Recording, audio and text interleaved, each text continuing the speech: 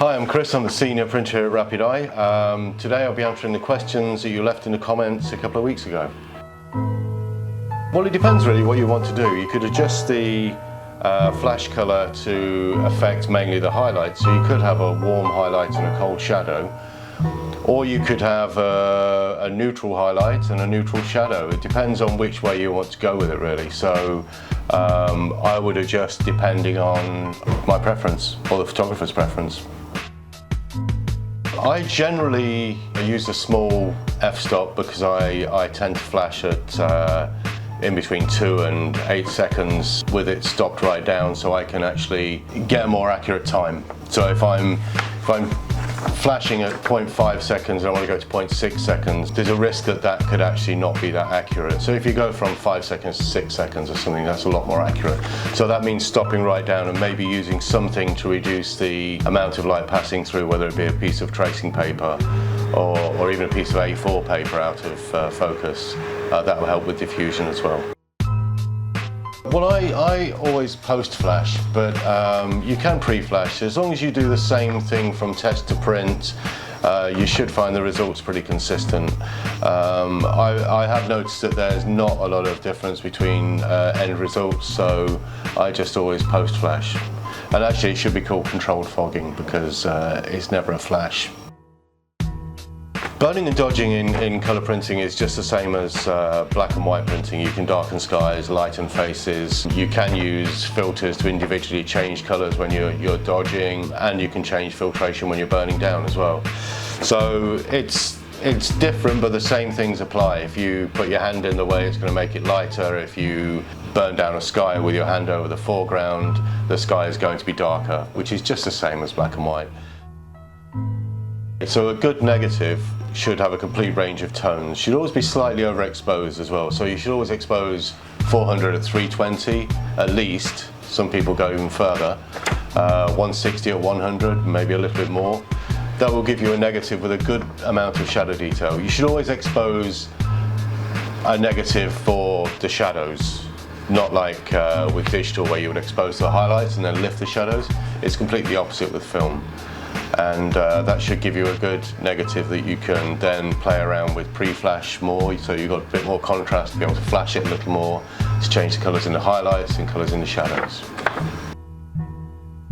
My favourite thing about hand printing is every day I'm seeing a new image and working on a new image. Every 20 minutes, half an hour I'm working on a new image. So that's always interesting. I've been printing now for 40 years and I still love it. Still love coming to work and printing. The other part of your question, how long do you usually diffuse a print for? Well, I usually diffuse a print for as long as it takes to look diffused to the level that I want. So I would start at maybe 25% of the time and then maybe reduce it if it was too much, because it depends on the negative you're diffusing as well. Or I might increase it, I might go up to 50% if I want it to be really diffused. So always start at 25 and then see what your first test looks like. I do use anti-Newton glass. You can use diffusion filters, but I find anti-Newton glass a little more flexible to be able to move around, whereas with filters fitted to the lens, for one thing, you have to take them off if you only want to do it for 25% of the time. It's really easy to stick a piece of anti-Newton glass under the lens for 25% of the time. Just count it in and count it out. Well, I've knocked a tooth out. When I used to work in different darkrooms all the time, of course I'd usually bang my hip or bang my head if the enlarger was too close to where I was leaning over. It's really easy done, and it's a bit of a shock when you're in total darkness as well, because you don't see it coming. Thin negatives are not particularly good because they'll always print a little bit flat. They're lacking in shadow detail. You might find that they look quite nice on a scan, but when it comes to printing them, or if you want any flexibility with the scan, you'll be lacking in shadow detail. So I always prefer a neg that's slightly overexposed rather than thin. I can flatten a neg that's thin, but I can't increase contrast in a neg that's underexposed. I would say that on average I probably use around 4 to 5 sheets of paper, sometimes more, sometimes a little less. It just depends how difficult the print is, or if you want to give variations. Well, this question is not as daft as it sounds, actually. If you're wearing a lime green top and you're printing dark gloss prints, you're going to see yourself reflected in the print. So ideally, you should always wear dark colours when you're printing.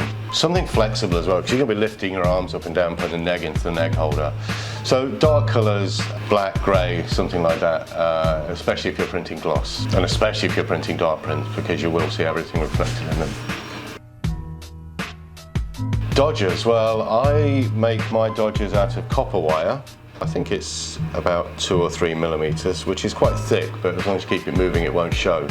But I use a copper wire because it's uncoated, and sometimes I might have to put it in my mouth when I'm printing, while I do some dodging with my hands.